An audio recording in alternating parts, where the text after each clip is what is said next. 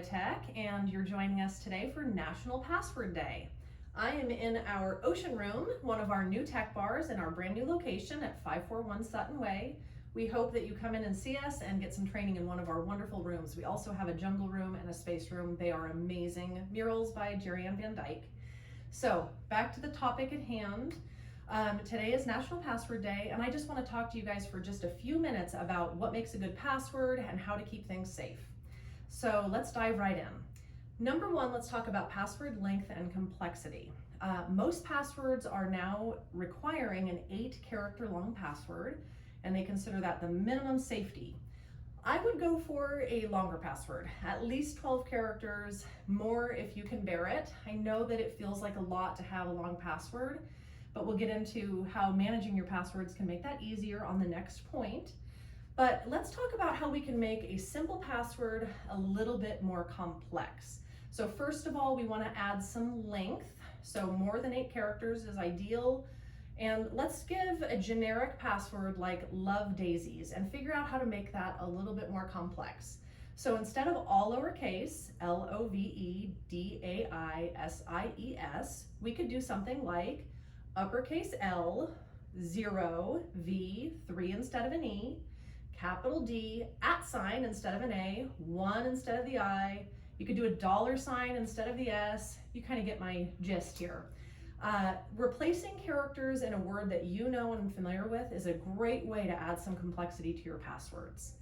And it also creates a much harder experience for a hacker who's trying to get in, as you'll see on this chart that clearly shows the longer and more complex a password, the harder it's going to be for them to get in.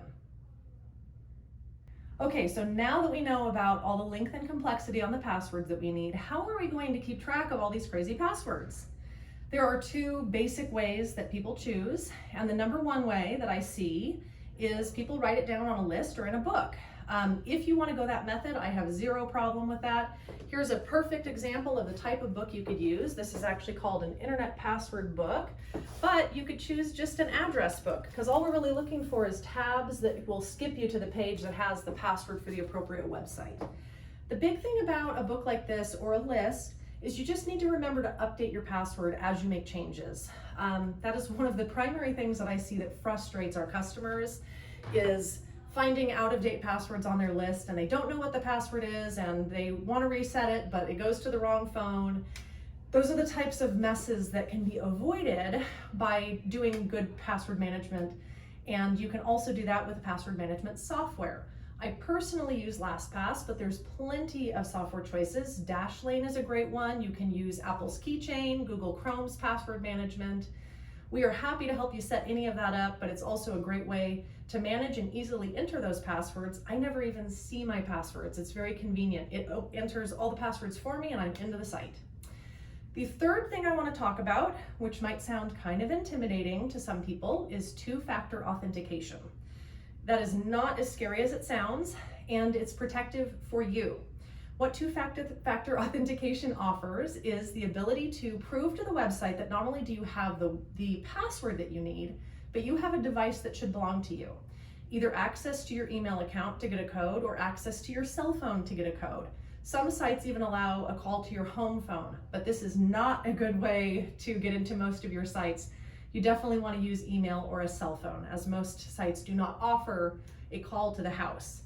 2-factor authentication is easy to set up, it's easy to use, and I highly encourage that you use it on any site that offers that, and I can help with that as well.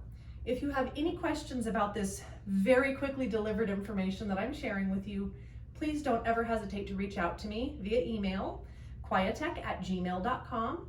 That's QUIETECH @gmail.com. I hope to hear from you soon.